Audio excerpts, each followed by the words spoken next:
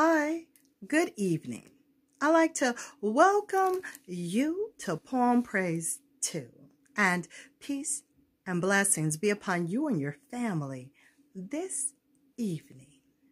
Now, we are going to get right back into Black Stars, African American women writers. We are now on Dorothy West, and there is her picture.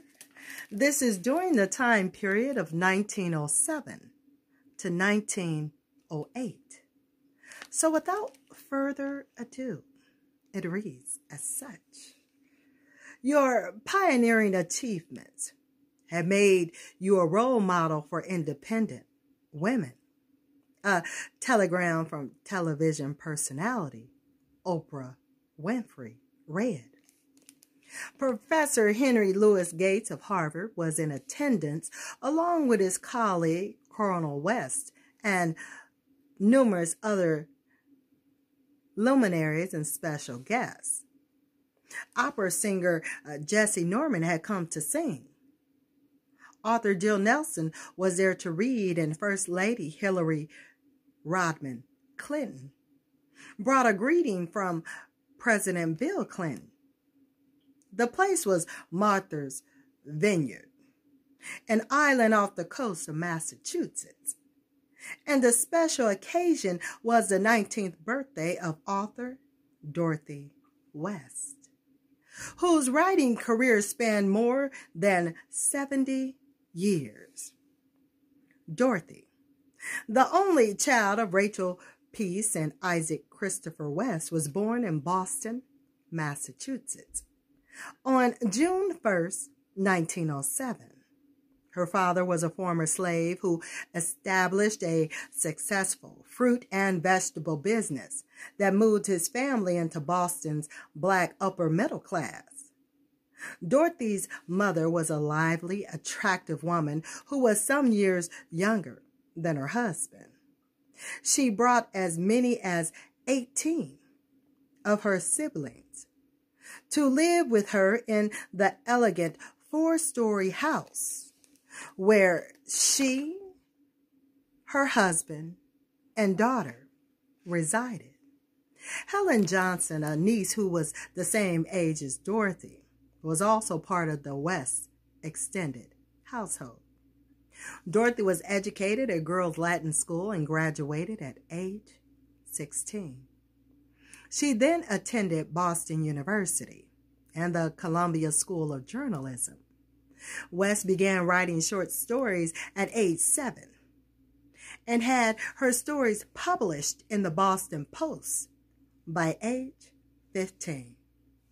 She and her cousin Helen Johnson, along with other young black aspiring writers, formed the Saturday's Evening Quill Club in Boston. In 1926, at age 18, Dorothy won second prize from the Urban League magazine opportunity for the short story, The Typewriter. The young author and her cousin moved to New York, where they became part of the Harlem Renaissance arts movement. Though Helen never reached the level of success her cousin Dorothy attained, she was also a published author. Upon arriving in New York, Dorothy was taken under the wing of Zora Neale Hurston, with whom she shared second place in the winning contest. Hurston was highly impressed with the young artist, and the two eventually shared an apartment. Through their friendship, West met literary figures such as the novelist and editor Wallace Thurman and the poets Langston Hughes and Conti Cullen, nicknamed The Kid by Langston Hughes. West recalled being shy and seldom speaking out in the circle of literary giants, but she was delighted to be in their company. Later, she reminisced. We were all young and we fell in love with each other. We all had the same ambitions, writers and painters and so forth. We had an innocence that nobody can have now. In 1932, West traveled to Russia, along with Langston Hughes and 20 other African Americans to make a film about race relations. But the film never materialized. She returned to the United States in 1934 upon learning of her father's death. The Harlem Renaissance had faded with the onset of the Great Depression and severe economic crisis of the 1930s. Ever since the stock market crashed in 1929, Americans have struggled to make a living. Employment was difficult to find. West accepted a small role as a stage actor.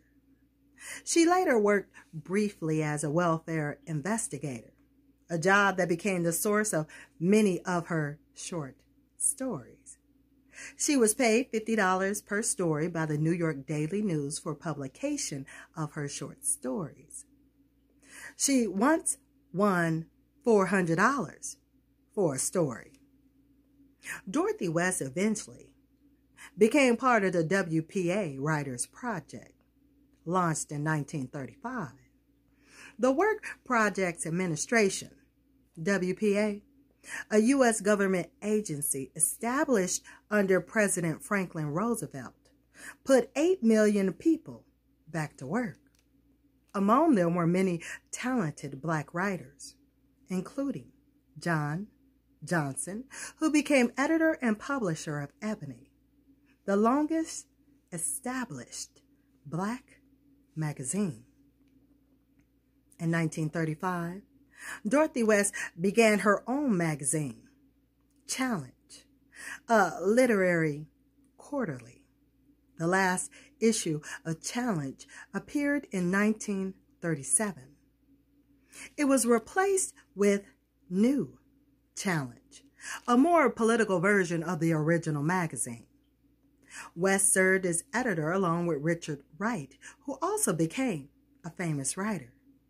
In her role as editor, she encouraged writers to submit stories that address the struggle of poor and working class people.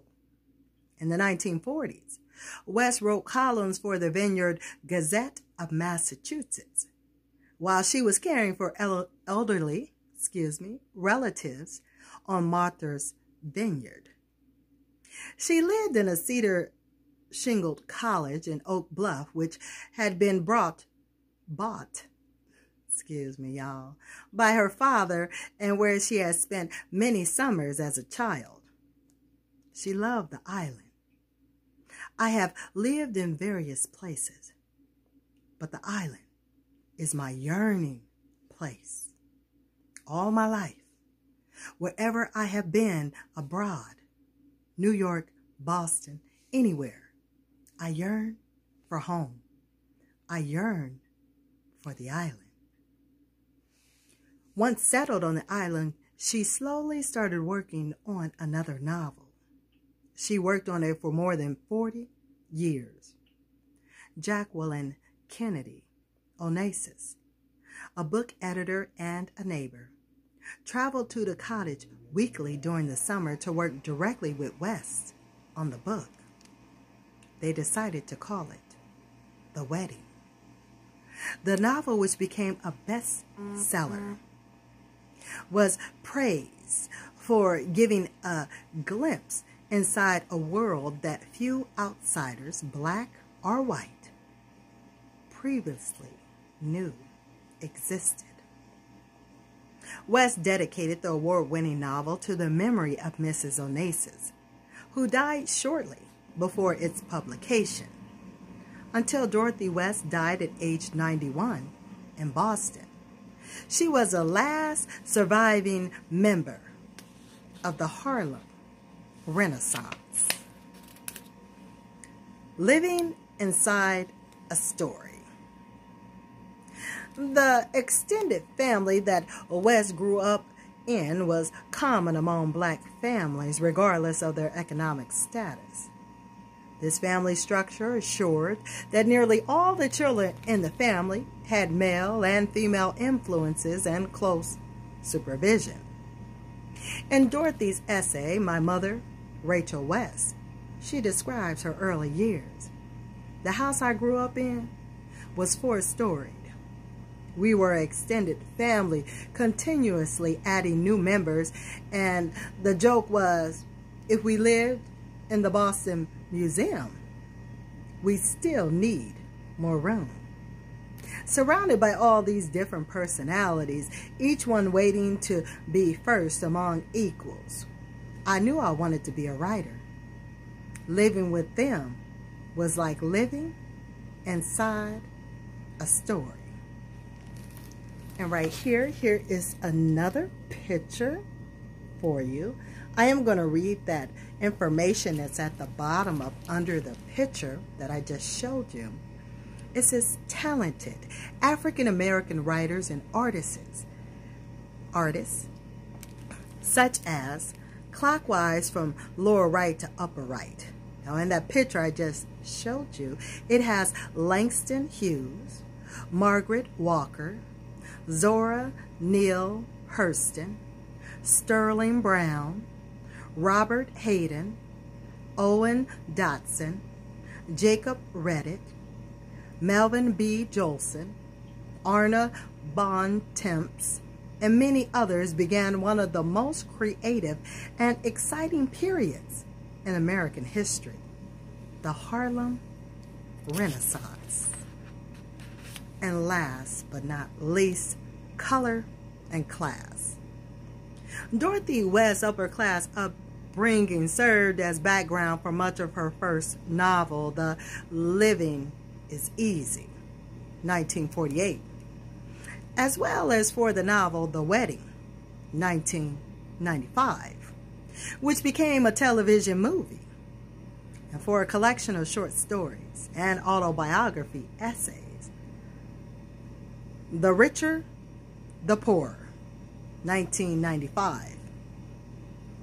Now, I said autobiography, but it's saying in here, and for a collection of short stories and autobiographical essays. Okay? The Richer, the Poorer, 1995. In The Living is Easy, the main character, Cleo Judson, like Dorothy West's mother, is light-skinned and has a dark-skinned daughter in whose life she is overly involved. West highlights the color and the class differences in black families like the one she grew up in, and the pain it caused so many. It was probably a subject that she and her good friend, Zora Neale Hurston, spent considerable time discussing, since Hurston also explored this issue in her work.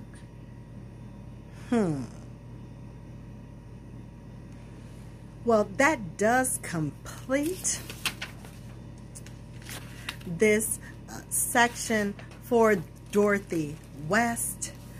I want you to take care, be well, be blessed, and it be it thy will, I will speak with you soon here on Poem Praise 2 for the next Black Star African American woman writer. And I'll just give you a preview of who's going to be coming up. There is her picture, y'all. That is Ann Petrie. So, till next time. All right. Later, y'all.